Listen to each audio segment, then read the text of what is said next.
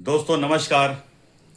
दोस्तों मैं विमल शाही आप सभी लोगों का अपने चैनल में स्वागत करता हूं और उम्मीद करता हूं कि आप लोग सब लोग स्वस्थ होंगे एवं मस्त होंगे। सभी राष्ट्रवादियों और सनातनियों से ये निवेदन रहेगा कि आप लोग मेरे चैनल को सब्सक्राइब कर लीजिए और वीडियो को लाइक एवं शेयर भी कीजिए। दोस्तों राजनीति में कभी कभी आप सोचते हैं कुछ और उसके अनुसार काम भी करते हैं, लेकिन उसका जो परिणाम होता है वो आपने जो सोच रखा था उसके बिल्कुल उल्टा होता है। राजनीति है ही इतनी विचित्र कि आपका इसके ऊपर कंट्रोल ही नहीं होता है। आप जो चाह रहे हैं कभी वो हो नहीं पाता और कभी जो आप नहीं चाह रहे थे वो हो जाता है। ऐसा ही कुछ हुआ है भगवंत मान के साथ। जी हां, पंजाब के मुख्यमंत्री है भगवंत मान और इनके जो सितारे हैं आजकल गर्दिश में चल रहे हैं। ठीक है ना, ऐसे ही होता है जब आप एक एक एक लाइन के आदमी हैं उनको उस लाइन से हटाकर किसी दूसरे लाइन में डाल देते हैं तो उनसे गलती हो सकती है, लेकिन इतनी बड़ी गलती हो जाएगी ऐसा किसी ने सोचा नहीं था। दोस्तों दो मामला है, अभी भगवंत मान के ऊपर दो मामला चल रहा है। एक मामला तो उनका जो चल रहा है बेअदबी के मामले में चल रहा है जो उन्होंने गुरुओं के खिलाफ किया है, और इस मामले को लेकर अकाल तख्त ने उन्हें गुरुद्रोही करार दिया है। जी हां दोस्तों, अकाल तख्त जो है वो सिख समुदाय की सर्वोच्च संस्था है। और दूसरी तरफ क्या हुआ है, भगवंत मान ने 2 साल पहले एक बेअदबी का कानून पास करवाया था। उस कानून में उन्होंने लिखा था कि जो भी बेअदबी का दोषी पाया जाएगा उसको उम्र कैद और 50 लाख तक का जुर्माना किया जाएगा। अब अकाल तख्त के लोग इस कानून से भी खुश नहीं हैं, वो चाह रहे हैं कि इस कानून में बदलाव हो। तो इसके लिए उन्होंने पूरे पंजाब के विधानसभा को चैलेंज कर दिया है। जी नहीं, किसी कोर्ट में नहीं किया है चैलेंज, अकाल तख्त के दफ्तर में बुलाया है और बकायदे भगवंत मान के विधायक, मंत्री, कांग्रेस के विधायक, अकाली दल के विधायक है, वो बकायदा अकाल तख्त की बैठक में जाते हैं और अकाल तख्त जो है सरकार को और जितने भी सिख सांसद हैं उनको ये निर्देश देते हैं कि ये जो नियम बनाया गया है वो सिख समुदाय के सर्वोच्च संस्था को बाईपास करके बनाया गया है, उनके निर्देशों को ध्यान में नहीं रखा गया है। इसलिए जो भी आपत्ति उन्होंने दिखाया है इस कानून में, कुछ आपत्तियां उन्होंने दिखाई है, कह रहा है कि उस कानून को आप चेंज कीजिए 1 महीना के अंदर, और अगर इसके लिए हो सके स्पेशल सेशन बुलाना पड़े तो स्पेशल सेशन भी बुलाइए। दोस्तों मेरे हिसाब से अकाल तख्त को सरकार के मामले में दखल देने का कोई जरूरत नहीं है। अगर अकाल तख्त को लगता है कि भगवंत मान जी ने जो कानून बनाया है बेअदबी का, अगर वो उनके एज पर लॉ के अनुसार ठीक नहीं बैठ रहा है तो उनको आप चैलेंज कर सकते हैं कोर्ट में, हाई कोर्ट में, सुप्रीम कोर्ट में।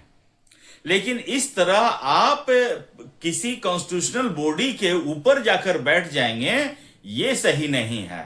और दोस्तों मुझे समझ में नहीं आ रहा है कि जो हाथ में संविधान लेकर घूमते हैं जिस पार्टी के लोग, अकाल तख्त की बैठक में वो पार्टी भी गया था। सोचिए, सिखों की सर्वोच्च संस्था है अकाल तख्त, वो विधानसभा को निर्देश दे रहे हैं, मुख्यमंत्री को निर्देश दे रहे हैं कि आपने जो कानून बनाया ठीक नहीं बनाया, उसको ठीक कीजिए। मुसलमानों के लिए वक्फ बोर्ड है, मुस्लिम पर्सनल लॉ बोर्ड है। सोचिए अगर हिंदुओं की भी एक बोर्ड ऐसा बन जाए, सनातन धर्म बोर्ड बन जाए, और वो अगर बेअदबी का कानून बनाने के लिए सरकार से कहे, सोचिए इस देश में कितना बवाल मच सकता है। इस देश में तो स्कूलों में जो सरस्वती वंदना होती है उसके लिए लोग कोर्ट जा चुके हैं कि ये सेकुलर देश में आप सरस्वती वंदना कैसे कर सकते हैं। जो भारत के स्तंभ है शेर, सिंह चिन्ह, अशोक स्तंभ, उसके जो शेर का मुंह थोड़ा सा खुला है, ज्यादा है, इसके लिए तो चले गए हैं सुप्रीम कोर्ट कि मैं मिलॉर्ड शेर का मुंह ज्यादा खुला लग रहा है, ये थोड़ा सा आक्रामक लग रहा है ज्यादा। सोचिए दोस्तों, और इस देश में एक राज्य ऐसा है जहां पर पंजाबी सिखों की आबादी ज्यादा है, वहां की अकाल तख्त जो है सरकार को कंट्रोल कर रही है। गलती सरकार की है, सरकार ने ही अकाल तख्त को खुश करने के लिए बेअदबी का कानून बनाया था और खुद बेअदबी में फंस गए हैं। फंसे ही नहीं हैं, बार बार बयान बदल रहे हैं, झूठी फॉरेंसिक रिपोर्ट दे रहे हैं और अपने तो गलत काम कर ही रहे हैं, प्रशासन से भी गलत काम करवा रहे हैं। सोचिए, क्रिमिनल आदमी, अरविंद केजरीवाल को मैं क्रिमिनल ही मानता हूं, क्रिमिनल आदमी अगर कहीं सरकार बनाएगा तो क्रिमिनल एक्टिविटी करेगा ही करेगा। कहते हैं ना, चोर चोरी से जाए, हेरा फेरी से न जाए। अरविंद केजरीवाल यही चोर है। दोस्तों, मैं अरविंद केजरीवाल का एक अभी लेटेस्ट दिखा देता हूं। उन्होंने कहा है कि अमृतसर जो है वो भगवान वाल्मीकि की कार्यस्थली है, वहां सीता माता ने लव कुश को पाला था, शिक्षा प्राप्त किया था, इसलिए वहां पर आने वाले समय में एक भव्य वाल्मीकि का लव कुश का मंदिर बनेगा। दोस्तों, यही केजरीवाल दोगला इंसान, मैं तो इसे कहूंगा इस सदी का दोगला, यही दोगला इंसान जब राम मंदिर बन रहा था तो कहता था कि उसकी दादी ने कहा है कि ना बेटा, हमारे राम जो है ना किसी मस्जिद को तोड़कर बने मंदिर में नहीं जा सकते हैं। उसके बाद ये कहता था कि अगर नेहरू जी ने IIT और IIM की जगह उन्होंने मंदिर बना दिया होता तो हम लोग आज पढ़ नहीं पाते। इसका मंत्री सेकंड नंबर का सिसोदिया जो है वो कहता था कि राम मंदिर की जरूरत क्या है, इसके जगह आप स्कूल बनाइए, हॉस्पिटल बनाइए, कॉलेज बनाइए। और इनके जो समर्थक हैं वो इससे भी महादोगला इंसान हैं, जो उस समय ये कहते थे कि हाँ, इतने बड़े भूमि पर आपको मंदिर बनाने की जरूरत क्या है। आज आपके नेता जो हैं लवकुश का मंदिर बना रहे हैं, क्योंकि अरविंद केजरीवाल ये अब देख रहा है, क्रिमिनल है ना, क्रिमिनली थिंकिंग करता है कि बेअदबी के बाद अब उसको सिखों की वोट मिलने वाली नहीं है, तो अब सोच रहा है कि हिंदुओं का कुछ वोट मिले ताकि वो अपने कुछ विधायक जितवा सके। ये उसका गेम प्लान है दोस्तों। और मुझे लग रहा है कि सरकार और अकाल तख्त में ये टकराव की स्थिति ठीक नहीं है। भगवंत मान को सबसे पहले अपना इस्तीफा देना चाहिए और पंजाब पुलिस को भगवंत मान के खिलाफ केस दर्ज करना चाहिए, बेअदबी का मुकदमा दर्ज होना चाहिए और इनको जेल होना चाहिए। ये तो ठीक दोस्तों ऐसे ही बात होगी कि लालू प्रसाद यादव ने जिस जेल का उद्घाटन किया था उस जेल में ही वो बंद रहे थे बहुत समय तक। उसी तरह भगवंत मान भी मिसाल बनेंगे कि जो कानून उन्होंने बनाया उसी कानून के तहत वो जेल जाएंगे।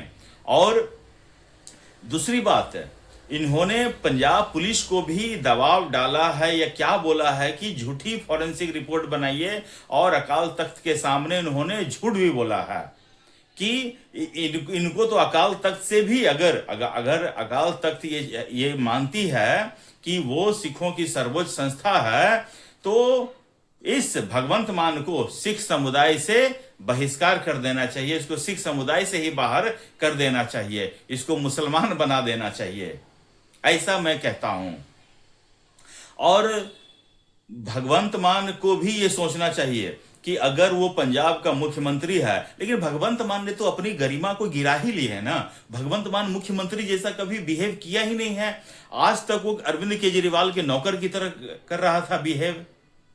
तो जब सिखों के सर्वोच्च संस्थान देखा कि जब वो अरविंद केजरीवाल का नौकर बन सकता है, तो हम तो सिखों के सर्वोच्च संस्थान, हमारा भी नौकर बनेगा, जो हम बोलेंगे वो काम करेगा।